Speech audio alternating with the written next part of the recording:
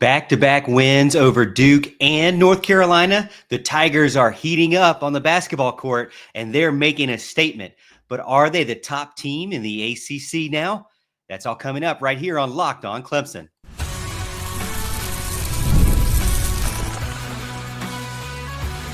You are Locked On Clemson, your daily podcast on the Clemson Tigers. Part of the Locked On Podcast Network, your team every day. What's up, Tiger fans? Morgan Thomas here, Clemson fan, Clemson grad, host and producer of this show, Locked On Clemson, and part-time host and producer over on 105.5 and 97.5 FM, The Roar. You can listen to me in the mornings on Mickey Plyler on Thursday mornings from 6 a.m. to 9. And during the football season, I have my own show, The Morgan Thomas Show, on the radio, typically from 7 to 9 at night during football season on Tuesdays. So check those two shows out. Thank you so much for making Locked On Clemson your first listen every day. We're part of the Locked On Podcast Network, your team every day. And if you're new to the show, well, I appreciate you coming along and being a part of it. If you haven't heard of me before, make sure you follow me over on X at The Morgan T Show, where you can see my roster management updates, my passing charts, and just my general antics that I put out on social media. And then you can also listen to me on The Roar as well, as I mentioned.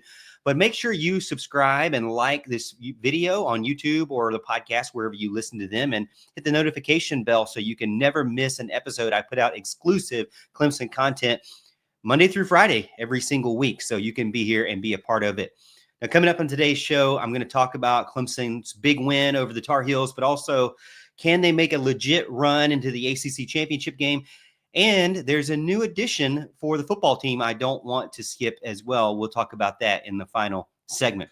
But to get us started out, Clemson's win over number 2 Duke Saturday was extremely impressive. Everybody loved it, and I talked about it on Monday about how excited I was about the team, and now they had kind of turned things around after that kind of heartbreaking triple overtime loss to Georgia Tech.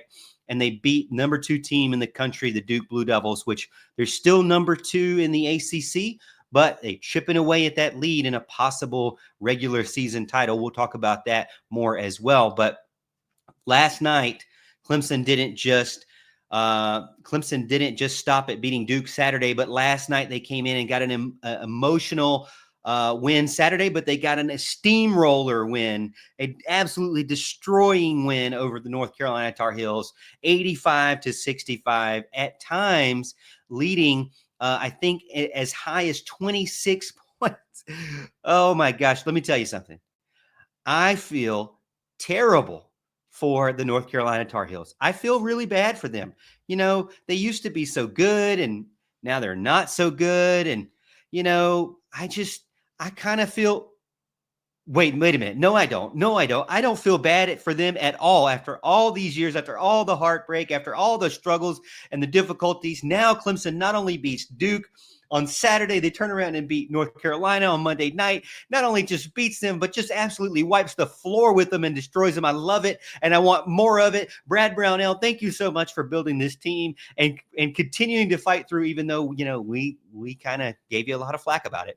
But thank you, because this is amazing to be a part of as a Clemson fan. I know if you were there or if you were watching, you do not feel bad for any team from North Carolina, and you shouldn't, because guess what? Clemson owns North Carolina.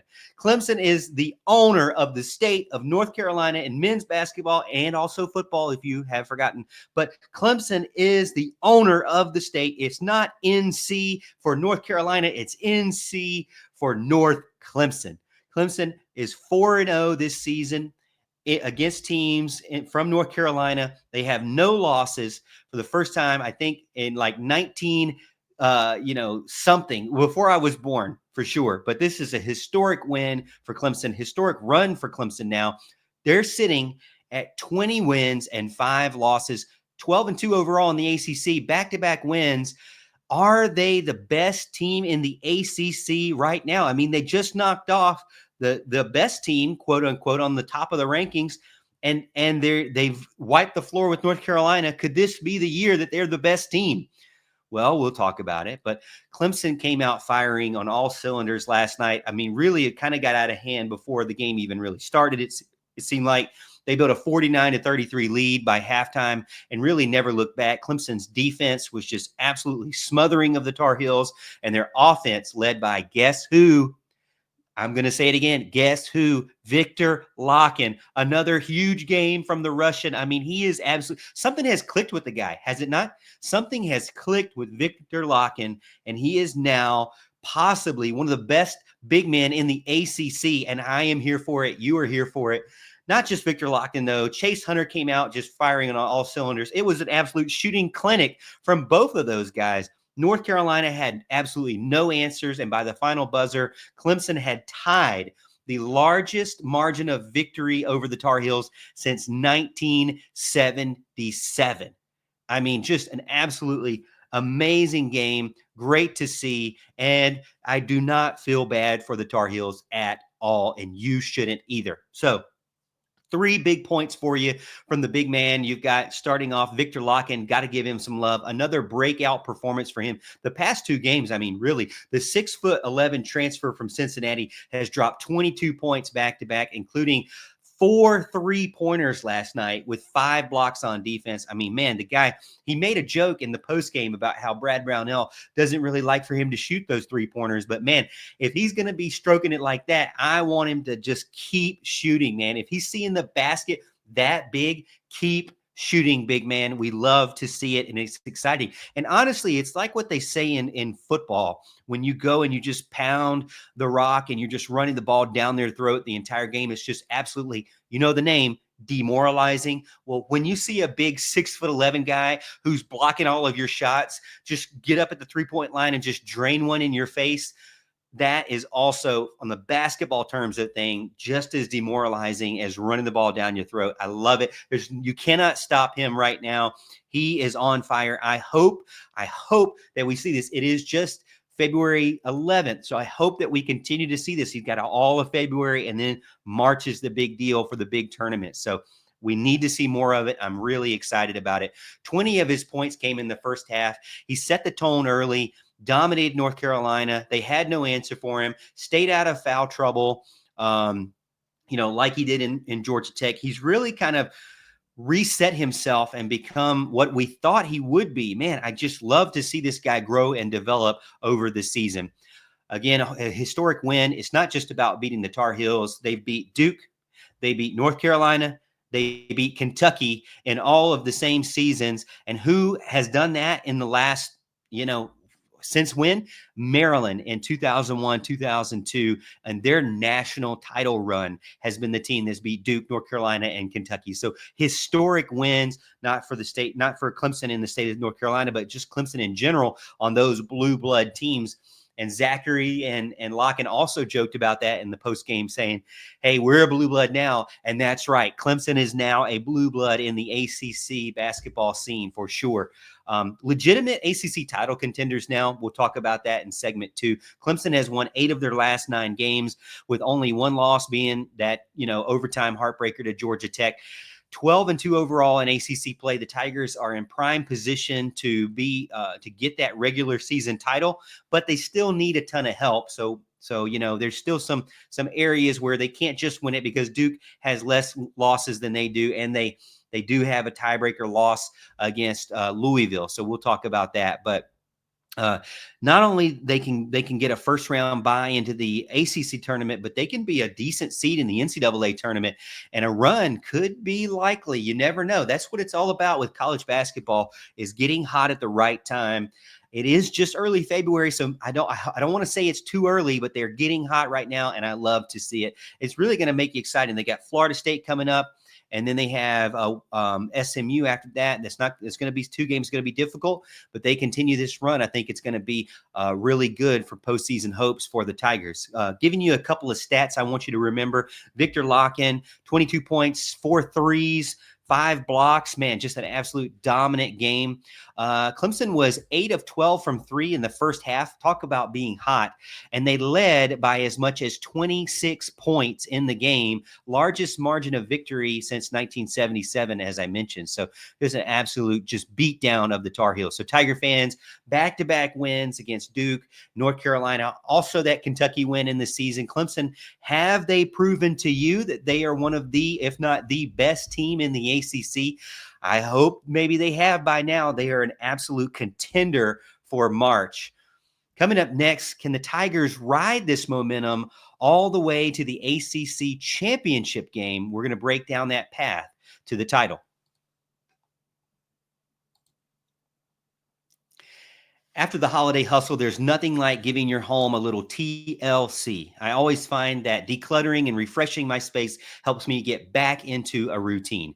Whether you're tidying up or cleaning out or just want to give your space a new look to start the year, Wayfair has everything you need, all within your budget. There's something for every style in every home. So if you want your man cave, if you want the living room, if you want the dining room, if you need the office, whatever it is, no matter the space, no matter the budget, they have something for you.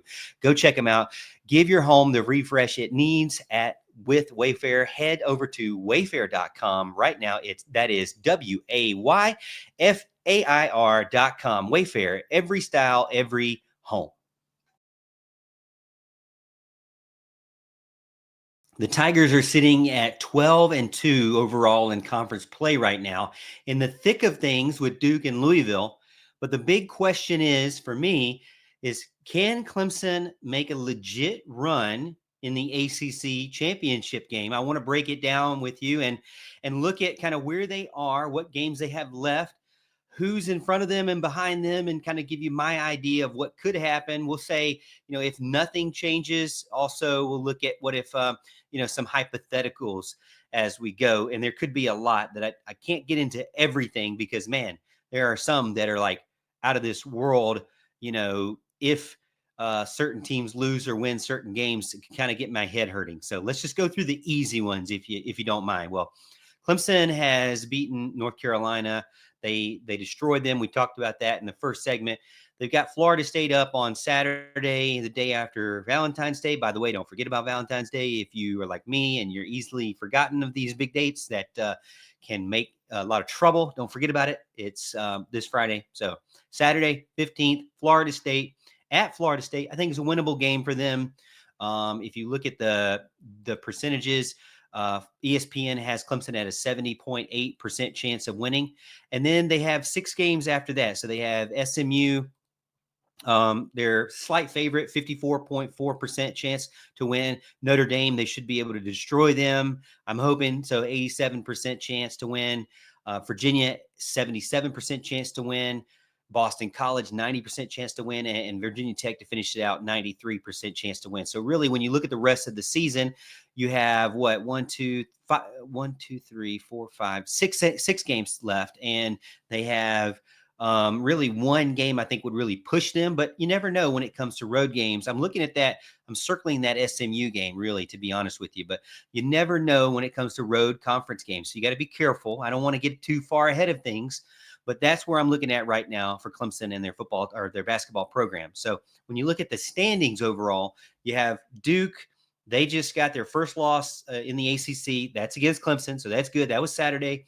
They're 12-1 though. So Clemson is not yet at their level because Clemson has 2 losses. So Clemson's 12-2, and they're a half a game behind Duke right now, just because they've played one extra game with the North Carolina game last night. So Clemson's 12-2, a half a game behind, but really they're still kind of tied with Louisville right now. Louisville's 11-2 with 1 game behind. So Louisville and Clemson have faced already this regular season, and Louisville has beaten them, unfortunately. So Louisville owns the head-to-head against Clemson. If they all win out right now, Louisville, Duke, and Clemson do not play each other for the rest of the season. So if they all win out, Duke will be the number 1 seed. Clemson will be the number 3 seed. and Louisville will win the head-to-head and be the number 2 seed. That's how I think it would shake out if nothing else changes. Now, how can Clemson win the regular season in the ACC? Yeah, they still have a chance to win the regular season ACC title. They would have to have Duke lose one game at least, because if they lost one game, then they would own the tiebreaker, being as they beat Duke head-to-head last Saturday. This all comes into play that Clemson has also won every single game. So I guess step one is to win all of the games on your schedule. That's always step one. I think any head coach would probably remind me and us of that you got to win all the games on your schedule. And then step two would be you got to have a little bit of help from the teams in front of you, which would be there's only one team, and that would be Duke. So you really just need one loss from Duke to get it jump to at least win the tiebreaker head-to-head. So you could be the number 1 seed there. Now, the question is, you also have to look kind of behind you or beside you at Louisville, because Louisville owns that head-to-head. So you must have Louisville lose a game for the rest of the season, before the end of the season, rather, because Louisville wins that head-to-head. So anytime Clemson and Louisville are tied, Louisville would be ahead of them, the way I'm looking at it. Now, the big crazy one is, what if Louisville doesn't win and they all have just 2 losses in the conference and Duke loses one? Well, then you're like, Clemson has the head-to-head win over Duke. Duke has the head-to-head win over Louisville. Louisville has the head-to-head win over Clemson. So then it would go into this crazy idea of common opponents and highest ranking common opponent record against them, which I don't even want to get into that. I mean, that's just really hurting my head just saying that out loud. So if you look at the easiest possible way out there, Duke would be the number 1 seed. You would have Clemson, the number 3 seed, and Louisville, you would be looking at as the number 2 seed in this scenario, which is still great for Clemson.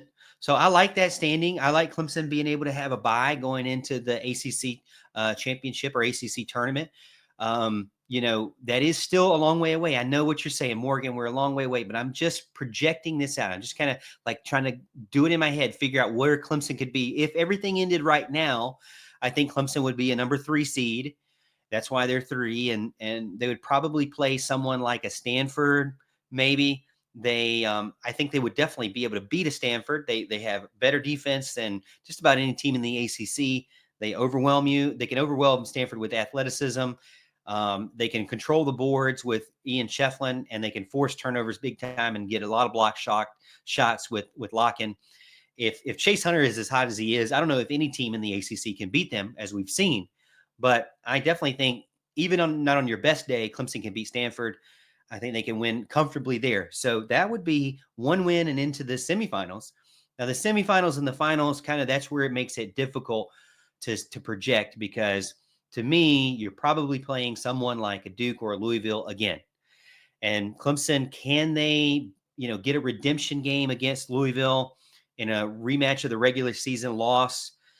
They would need to make certain adjustments and try to avoid getting cold for too long, try to avoid getting out rebounded, and try to avoid, as I mentioned, really in the past, just getting into foul trouble. That's really kind of the key. For Clemson, there's 3 things in any game. You cannot get into foul trouble early. So Clemson has got to be very careful with that on any game. And then they have to make sure that they win the rebounding game, which most of the time they have a good chance at that as long as they stay out of foul trouble.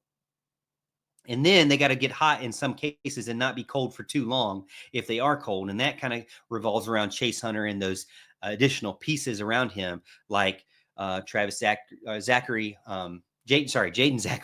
and Dylan Hunter and Chauncey Wiggins, those guys, to be able to supplement when Chase Hunter maybe is not as dominant. So I think that's the recipe for success for Clemson against any game. And I think that Clemson, if they were a number 3 seed, I could easily see them winning 1 game. It'd be hard to win 2 games, and then 3 games would be the most challenging. They really would need to be a higher seed. I like some of the higher seeds. If they could just get one, if Louisville could lose a game, that would be great, because if they could be a number 2 seed, then you'd probably be looking at possibly, I'm looking at like maybe a North Carolina. and then possibly facing someone like maybe a Wake Forest or a Louisville, and then Duke again. So really your semifinals kind of shake out pretty difficult. If they were a number 1 seed, maybe just maybe you get like Virginia Tech or Florida State, and then a Wake Forest or Louisville, and then a Duke, so those are kind of the scenarios I'm breaking down right now as to where Clemson could possibly go. But the big key for Clemson and the big excitement around them is that it's still there. Everything is still on the table now, albeit some things are not in their control, but everything is still there for the taking as long as they keep winning those games. They still have an opportunity to win the ACC regular season title. Things have to go their way, yes, but they still have an opportunity to get deep into the ACC championship game. If they don't go very deep into the ACC championship game and you're looking at the NCAA tournament, I'm thinking maybe, I don't know, I've been listening to the radio about it. I think maybe you're looking at like, gosh, a 7 or 8 seed maybe. You'd probably want to get more like a 6 or a 5, I'm thinking. That would be more favorable, of course. But when you look at if they go deep into the ACC championship game, and if they happen to somehow win the regular season, still on the table, I'm not gonna let that die. You're talking about a team that could possibly be in the top 4 seeds, which would be historic for Clemson and a Brad Brownell team. Pretty awesome to say that they have this opportunity, and they're getting hot at the right times. We know what they don't do well. We know what they need to avoid. We know what they need to be in a rhythm. And we know that if they have that rhythm, they can beat any team on any given day. So I really like their chances. Again, like I said in the last segment, what team has beat North Carolina, Duke, and Kentucky in the same season? And not many. And it's been a very, very long time since it has ever happened. So there is a path. There's some are more difficult than others. I don't want to get into the really difficult scenario where if Duke and Louisville and Clemson are all tied, because that makes my head hurt. You can go ahead and do that, and you just send it to me over on X at the Morgan T Show in a direct message there, because that to me is complicated. And maybe there's probably already a website that's already done it. I just haven't found it. But coming up next, we're going to shift gears and go to the defensive side of the ball. But this time, when I say ball, I mean football. And we're going to talk about Mike Houston and his addition to the football program.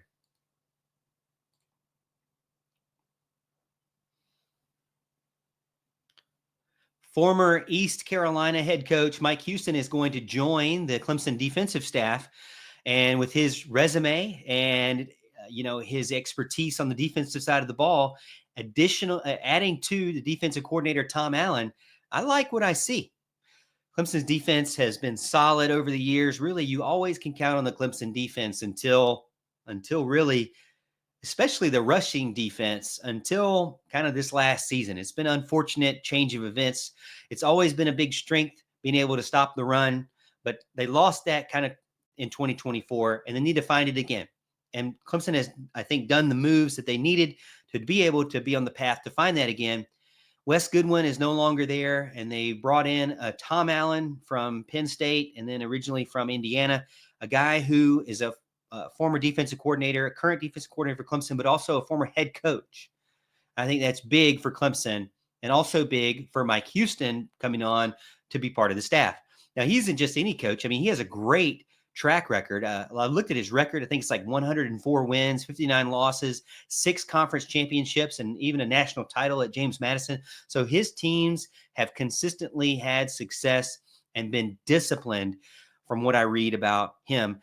And he is a defensive expert. At his time at East Carolina, he has had defenses in the top 10 nationally in many categories. Get this. He's had top 40 defenses in rush defense, in scoring defense, and in red zone efficiency. And he's regularly known for keeping his points allowed per game around the 20s, 20-25. So I think this is going to be helping get back to that standard, or having a new standard of Clemson defense and Clemson football. I think it's going to be a huge impact for Clemson's defense, because you pair him with Tom Allen and the additions that Clemson has made this offseason, and Houston's arrival could help get Clemson's defense back to an elite level. And I don't think the drop-off was that huge, but it was enough to kind of be a little bit jarring for a long-time Clemson fans to think, hey, what is going on with Clemson's defense and their rush defense. We've really been able to always rely on that. We've struggled in the quarterback world. We've struggled in the running back world. We've struggled in the wide receiver world. And the offensive line always is a struggle. But secondary, they've struggled there. But the defensive line in the front seven has never been a struggle. And the rush defense has never been a struggle, but it is kind of, And so now Dabo has done things to kind of readjust and to get a winning mindset back to that side of the ball. And I think when you look at the moves overall, it's great for Clemson and it's great for Dabo because he gets away from having to be, and I don't want to say this negatively, but a babysitter when it comes to coaching. He needs to be the head coach. He needs to be the head man. He needs to be the face of the program. He needs to be out there signing autographs and kissing babies, right? He doesn't need to be in the woods on the defensive scheme or even in the practices coaching in the weeds for these players. He can go in and supplement here and there where needed and maybe make sure things are at a certain standard, but he doesn't need to be doing it at a level that I believe he was with Wes Goodwin. Mickey Plyler, the host on my Thursday show, or his Thursday show that I produce, has mentioned this many times on the radio, that it was just different. Dabo saying he was more involved, had his hands in the cake batter, right? He was just more involved in it. And I don't know if he really should be at his age, at his level, at his expertise, at his historical run that he's had and his win record, right? He needs to be hiring guys. And I know I'm going to stop where I'm at right now because I know fans will tell me, hey, Morg, we told him this. We said this. We griped about this out loud, that Clemson is not a place to learn on the job. Clemson is not a place to get your feet wet. Clemson should be a place that Dabo has built to get guys that are of excellent caliber and have history and expectations and have a track record and a resume. And yes, all those things were right. And Dabo sold us on the other side. So he kind of made his bed in those cases, and it's kind of going the other way. But if you can say anything about Dabo, he tries new things. He tries to be innovative. Things may or may not work. He doesn't change at the pace that I think we all want, but he changes in the pace that he is comfortable with, and he changes when is necessary. And he can evaluate and self-reflect accurately. Now, again, it might not be as fast as we would want, but I think overall, when you look at Dabo, he makes the changes necessary. So what are fans saying? I looked at I love to look at the message boards and see what fans are saying about this hire. One fan said that they love how Garrett Riley has been and what he's brought to the offensive side of the ball, and Matt Luke, and that outside idea. So outside voices. Tom Allen now in the defense, and now Houston will really be big for Clemson to improve the defensive side of the ball. You have that out there, and I think that is 100% right. Another guy says he loves the fact that Mike Houston knows defense so well, and that he can have that pipeline of defensive players from North Carolina and the surrounding areas with recruiting. And I really didn't get into this previously, but yeah, I think recruiting is big. When you play NCAA 25 or any college football game, you got to have those pipelines when it comes to recruiting. You want South Carolina to be a pipeline. You want North Carolina, Georgia, Florida. You want to kind of reach into Tennessee, reach into Virginia. Maybe Clemson's had a lot of success in Virginia and even up into Maryland. You want to reach into Alabama because, Clemson or Dabo loves Alabama. Now, a lot of knock on Dabo too with recruiting, and once he got to the national championship level, is that he went to California and he went to Texas and kind of lost some of those other battles locally. And I kind of can see that too, because the Texas guys, they seem to have worked out for the most part. The California guys, mixed bag for sure. Mixed bag on the California guys. But I think it's good to get guys like Mike Houston in that know North Carolina and continue to dominate in the recruiting trail, because you want to win those pipeline areas. I think it's really important for Clemson to do that, and that might even be my number one. I like that idea, but I like those two as well. And then another guy comes in, and another poster says that Dabo's building a special staff on offense, and he feels like that they're building a special staff on defense as well. And I would agree. Now, what do I think fans should expect from Mike Houston's coaching, from what I've seen and read up on and watched some of the film? I think that Houston's defenses create turnovers at a high clip. I think his squads are among some of the best teams in the country at getting fumbles, recovering fumbles, forcing turnovers, and being what I love to say is opportunistic. Number two, I would say that They are physical. His teams are known as being physical in the trenches. Now, I don't know how much he's going to be involved in it early on, but I think if he is heavily helping out with Tom Allen, he's going to emphasize toughness at the line of scrimmage. His teams have been known for stout run defenses.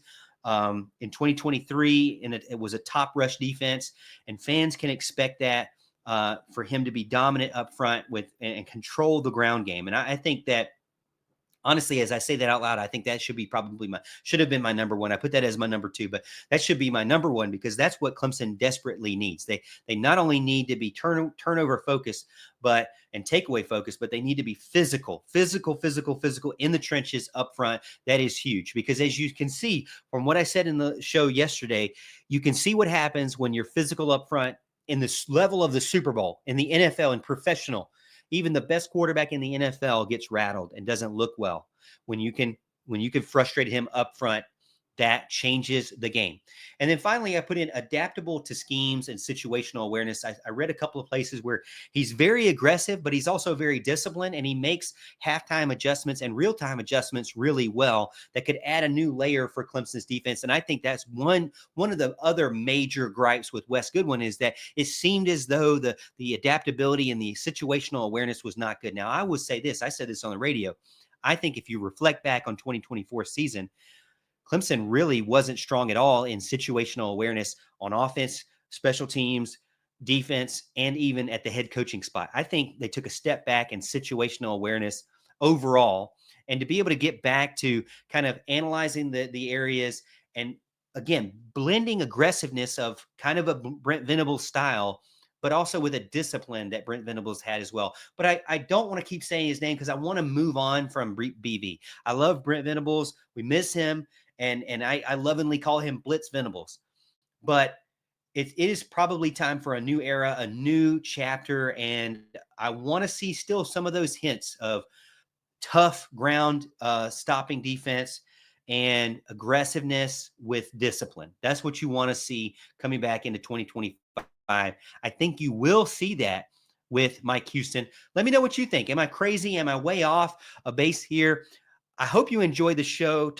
Obviously enjoying our wins against all the teams in North Carolina, enjoying the future, what the future holds with the ACC tournament and the NCAA tournament, March Madness, and then also what Dabo is doing behind the scenes to get, to get his staff more well-rounded than ever, honestly, than ever. So thank you so much for making Locked On Clemson your first listen today. For your second listen, check out Locked On ACC podcast. Alex Dono and Kenton Gibbs keep it real and bring you the truth about where your favorite ACC team stands within the conference. Find Locked On ACC on YouTube or wherever you listen to podcasts. And as always, Tiger fans, we'll see you tomorrow, and I'll see you at the top of the hill.